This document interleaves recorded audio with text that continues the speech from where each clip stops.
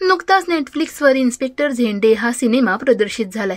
अभिनेता चिन्मय मांडलेकरने हा सिनेमा दिग्दर्शित केला असून अभिनेता मनोज वाजपेयीसह अभिनेते भाऊ कदम, अभिनेत्री गिरिजा ओक, सचिन खेडेकर यांच्याही महत्त्वपूर्ण भूमिका या सिनेमात पाहायला मिळतात। तर या सिनेमाविषयी बोलताना मनोज भाऊ कदम यांच्याविषयी व्यक्त झालाय।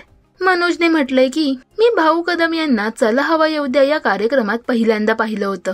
भाऊ कदम यांच्याकडून मी खूप शिकलोय, कारण भाऊ कदम नेहमी आमच्या सोबत होते।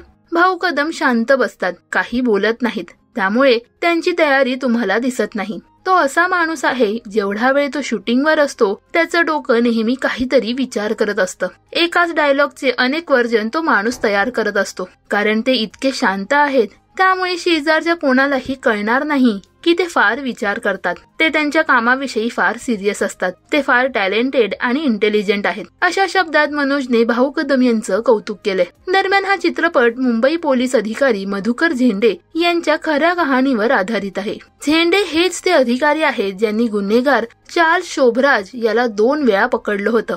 पहिल्यांदा 1971 मध्ये आणि पुन्हा एकदा 1986 मध्ये गोवा येथे, जेव्हा तो तिहार तुरुंगातून फरार झाला होता। झेंडेंची भूमिका अभिनेते मनोज वाजपेयी साकारत आहे, तर शोभराजचं नाव बदलून चित्रपटात कार्ल्स भोजराज ठेवलंय आणि ही भूमिका अभिनेता जिम सर्ब हा साकारतोय। इन्स्पेक्टर झेंडे हा सिनेमा तुम्ही पाहिलात का हे आम्हाला कमेंट्स मध्ये नक्की सांगा। मराठी सिने विश्वातील बातम्या, अपडेट्स आणि गॉसिपसाठी सबस्क्राईब करा राजश्री मराठी।